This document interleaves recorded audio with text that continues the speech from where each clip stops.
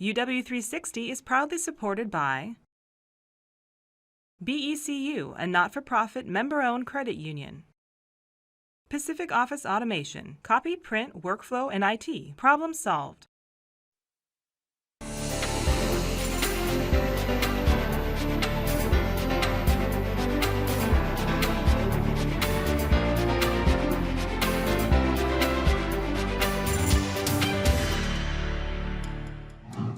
Hi, I'm Samantha Rund, and this is UW360. This is an exciting time on campus when seniors are wrapping up their studies and moving on to careers. Later in our program, we'll hear from some of those who are getting ready to make that leap. In other campus news, we'll go to practice with the Husky volleyball team and attend a flash mob event designed to highlight Disability Awareness Week. We'll talk with Interim President Phyllis Weiss and explore nature at the Burke Museum. And now, our first story takes us from campus to community. As a premier research institution, the University of Washington is no stranger to breakthrough discoveries, and among those are discoveries with commercial value. That's where the Center for Commercialization steps in. Known as C4C, the center turns great minds with great ideas into entrepreneurs with profit-making businesses. In Arlington, Washington, there's a startup company revolutionizing the recycling of plastics. As with any startup, it exists due to hard work, vision, and know-how. But the history of this company goes beyond that, because this company was nurtured to reality by the University of Washington. The startup is called MicroG Green Polymers. About 1/4 to 1/2 of MicroGreen's raw material is recycled plastic made from water and soft drink bottles. That by itself is nothing new. Recycled bottles have long been used as fiber in carpets, blankets, and clothing. What is new is how the plastic is processed and the resulting uses of the finished product. But before we tell that story, we need to flash back to the 1980s. That's when Vipin Kumar, now a UW professor, helped figure out how to imbue plastic with small bubbles of gas. The process was stuck in the lab, however, limited by small batch production. We needed a mass production type of a process, and that is a breakthrough that we achieved in my lab here. The process was patented by the university, but the patent sat, gathering dust, until 2002. That year, Krishna Nadala was job hunting, a UW mechanical engineering master's in hand. He hoped to find a job in the semiconductor field, but as a native of India, the world of mechanical engineering proved less welcoming than, say, software engineering. International students as mechanical engineers find it very hard to get jobs in the US in the mechanical engineering field. So when I came back to the university after a failed interview, I saw a flyer for a business plan competition. I knew that this technology was sitting in the lab, patented, no one using it or commercializing it. Krishna is not only good technically and with his hands, but he also has entrepreneurial drive, and we don't see that kind of combination too often. Krishna and a research partner, Greg Branch, entered the Foster School's business plan competition. But first, they went after the university-owned patent for microcellular plastics. The university agreed to license the patent to students without a dime to their names. So the university said, okay, we will take a shot by providing these students access to it through an exclusive option. And that kick-started it. With help and support through the university's Center for Commercialization, the business plan and patent attracted investors and grant money. And without the university having the framework on how to bring student startup companies out of the university, it would be extremely difficult for Greg and I, even if we had an idea, to say, yes, we should start a company. And that was a leap of faith that someone took on a student team. And that was really key for MicroG Green, is someone taking that leap. My joy is really in seeing ideas from the lab, get realized in some useful products for the society. And so for me, it brings my research efforts like a full circle. MicroG Green is now geared up for full production and ready to go after its first market. And of course, we were in Seattle, so coffee cups was the first thing that came to mind, of course. Right? Using a scaled-up version of the university's patent, the company injects small bubbles of gas into rolls of plastic. The process causes the plastic to expand, meaning there's less raw material used per square foot of finished product. If the current coffee cup weighs about 16 grams in weight for a 16-ounce cup, we can make the same coffee cup with 8 grams of material. And it's fitting that a company using recycled plastic is recycling the university's help and backing. MicroG Green funds several research projects at UW.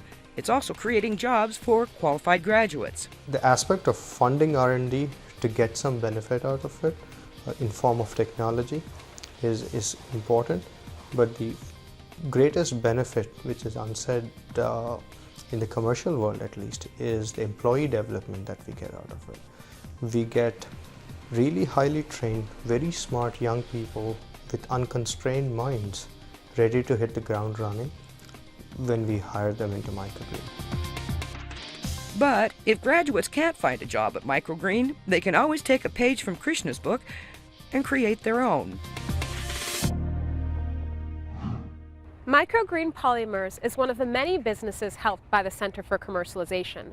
From cancer treatments to home monitoring systems, C4C brings the UW's Brain Trust into a world of cutting-edge startups. And that brings us to our next story. Great institutions require great leadership.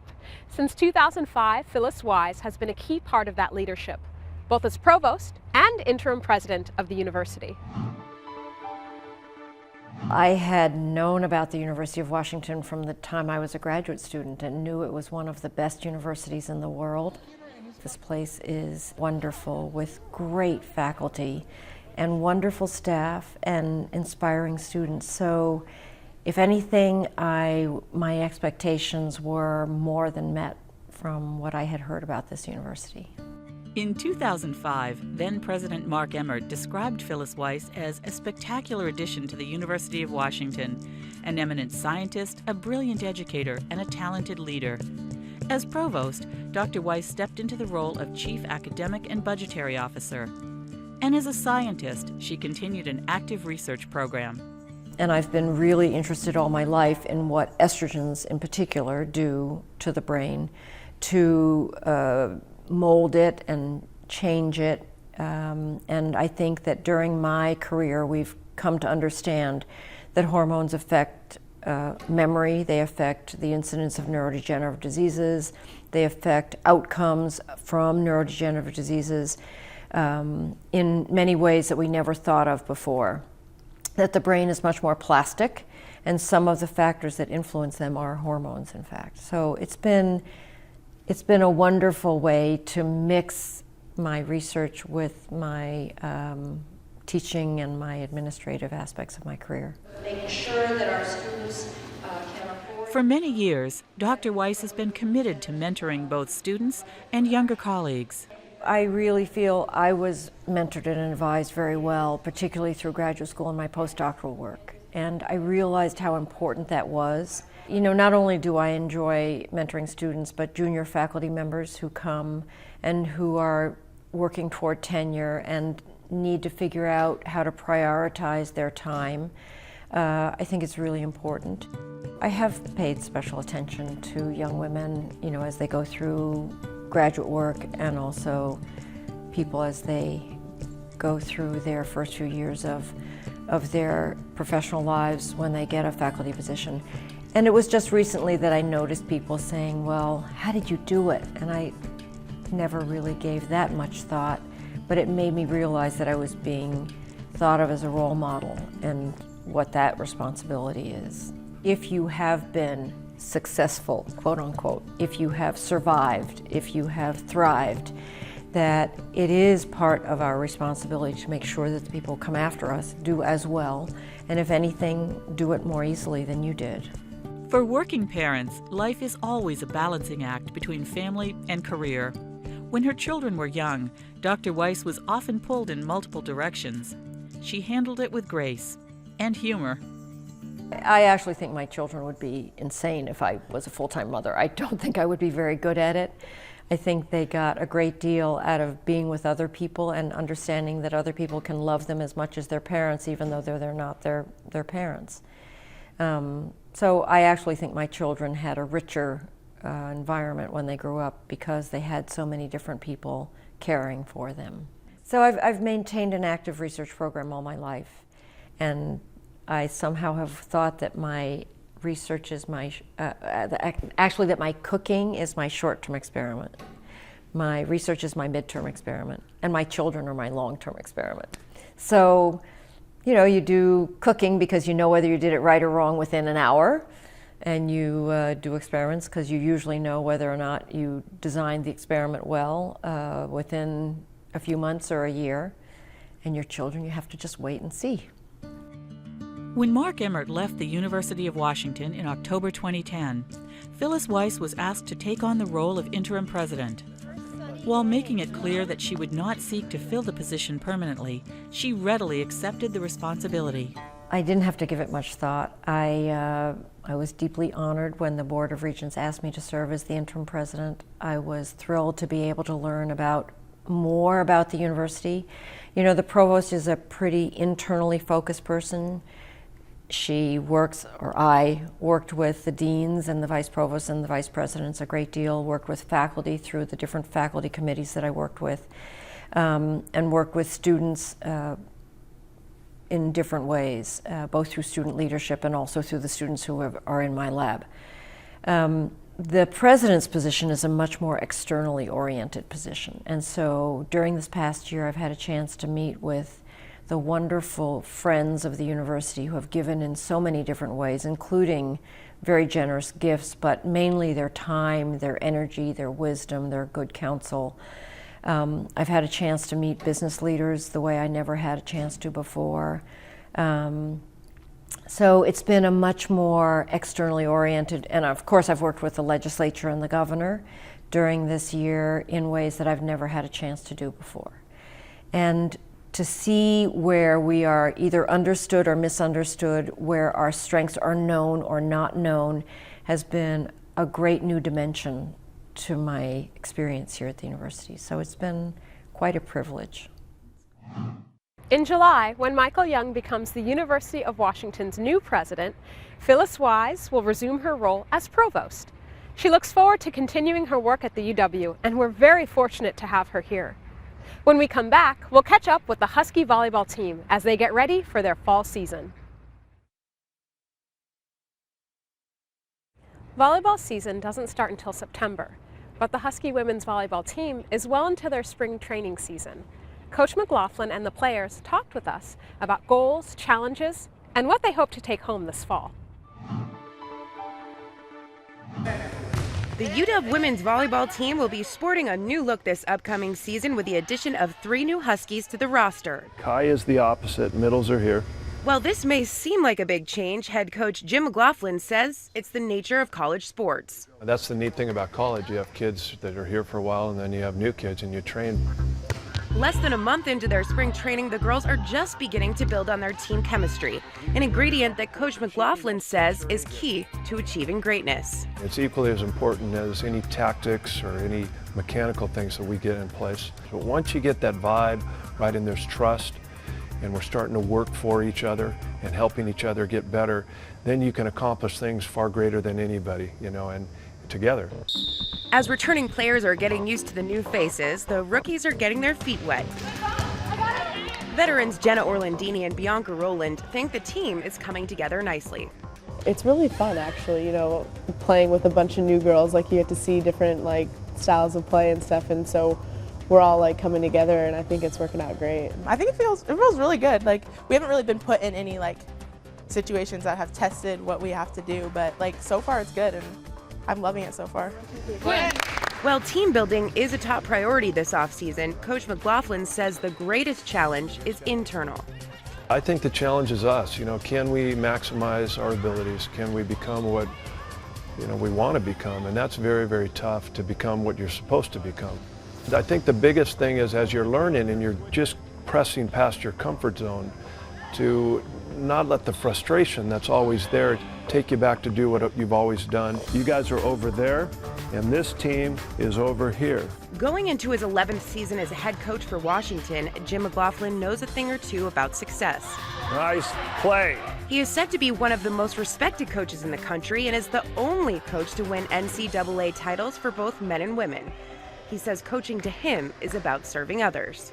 I think that's the biggest part of the job. You know, it's not just, volleyball is just the tool we use to have an impact on the kids. I think when you study the best coaches in the world and you really look and see how their relationship is with their kids, you know, they pay such close attention, they know how to help them. But right now, Kai is passing over here. It seems that Coach McLaughlin knows just how to impact and inspire his team his way. Hey, LB, you got to make sure you're telling her every play. Whether it's learning what's important in life, because you just know what you need to work for and who means a lot to you and what you have to do to keep that. We had 3 opportunities in one rally to kill it, and we're not getting a swing on it. or how to be in the present moment. You can't let other distractions in your life get to you, or else I think you're just going to lose track of your life. And I think it's just staying on track. Our coaches do a really good job of like teaching us about, you know, life lessons as well as, you know, volleyball and stuff. And then you got to talk to her every play, every day, talk to her.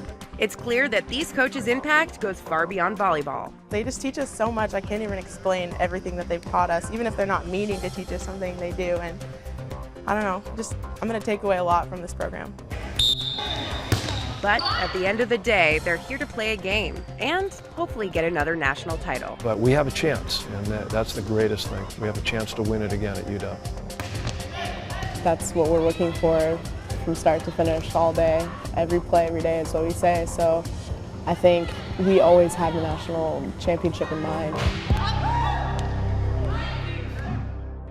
For information on the team and scheduled games, you'll find a link on our website, uwtv.org/uw360.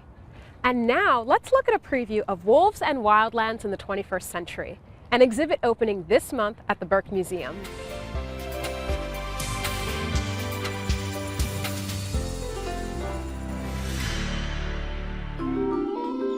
This summer, if you hear the howling cry of a wolf, look no further than the Burke Museum. From June 4th to September 5th, visit the Burke and explore a new exhibit called Wolves and Wildlands in the 21st Century.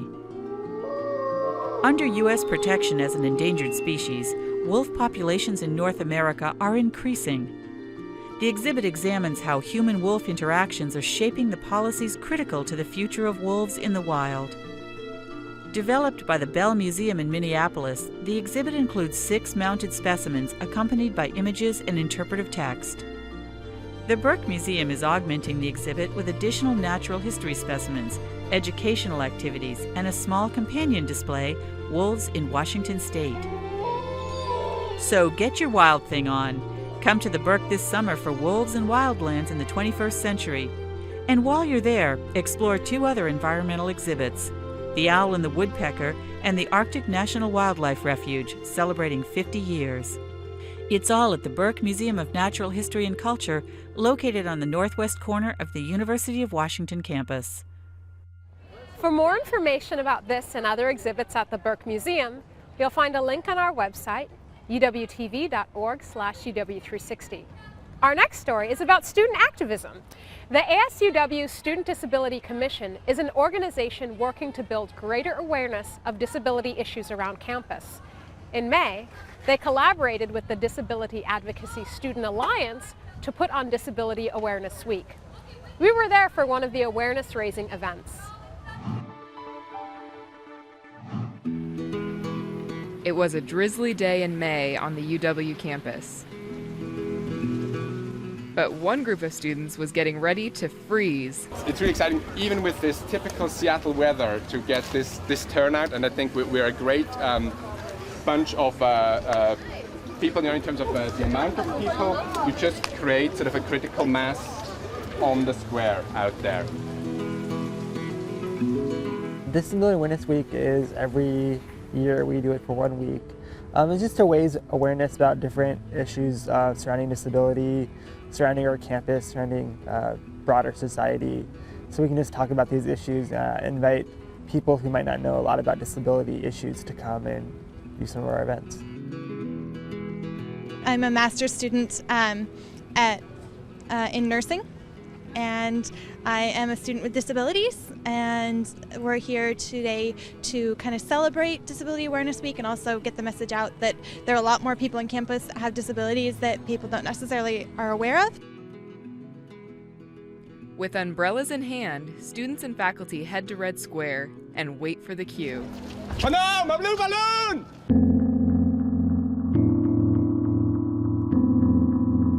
Inspired by the visibility and popularity of flash mob events all over the world, the Everybody Freeze Now Flash Mob was one of several thought-provoking events organized during Disability Awareness Week.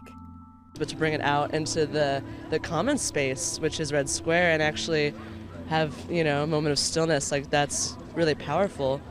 The outcome is hopefully to make campus more accessible for students with disabilities so they can get the accommodations that they need to succeed on campus. In the end, the flash mob accomplished what it set out to do. It got people's attention. And hopefully, it got people talking. Disability is another diverse part of our society. Disability used to be looked at, and is still sometimes looked at as a flaw, but we're trying to change that perspective to view disability as just another diverse part of human nature.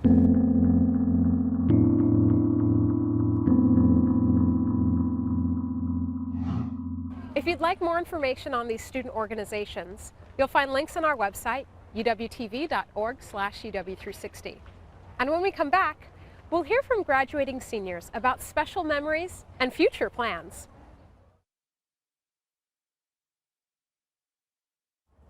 Welcome back to UW360.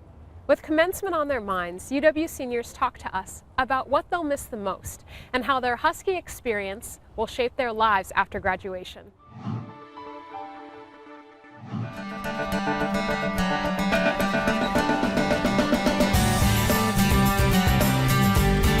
As summer draws near, it's a bittersweet time for a certain group here on campus. As a fellow graduating senior, it's not only our time to reflect on all the knowledge we've gained, but some of the best times that we've had.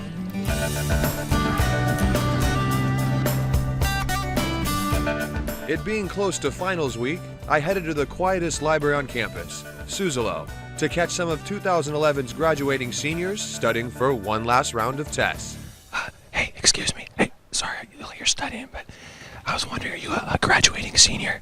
Yeah, I'm a graduating senior this year.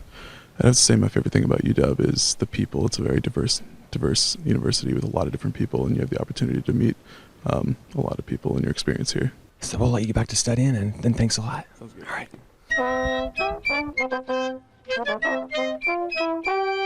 But not everyone was studying that day, and I wanted to know what this year's seniors loved most about being a Husky. Definitely the people around the UW, how much you've learned, how much you've grown, just seeing yourself from freshman year to now, it's been incredible. Somebody just took a pie right behind you, man. It really did. I love it. It's awesome. That's what I love about UW, this. Exactly.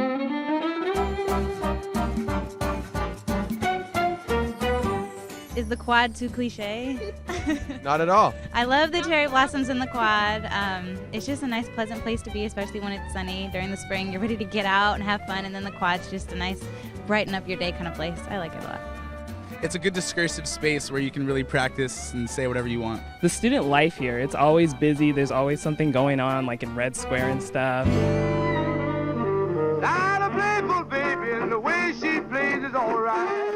And when it's nice out in Red Square, there's definitely no shortage of stuff going on. I've always wanted to go here. When I was around 4 or 5, I went here with my dad when he was taking classes, and I just really fondly remembered it, and I wanted to come.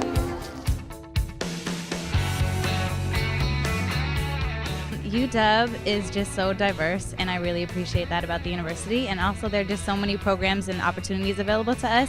Opportunities unique to the college experience, a time in our lives we're all going to miss. I'm gonna miss a lot of the free time I had and taking all the different classes I've taken. It's been a giant mishmash of classes.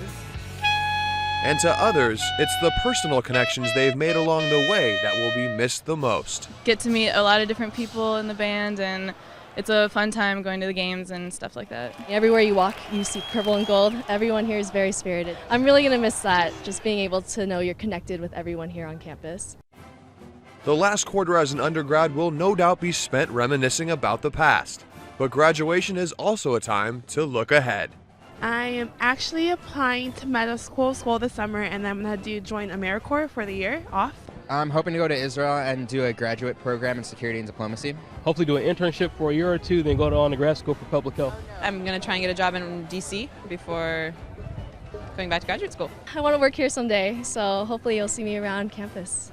Even as the real world approaches and the safety net of college slips away, there are a few things we'll never miss. The loads of homework. I'm a really big fan of working all hours of the night.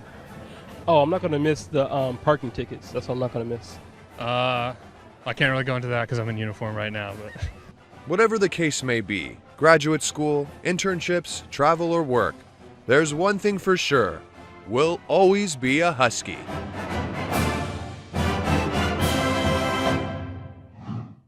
This year's commencement is on June 11th.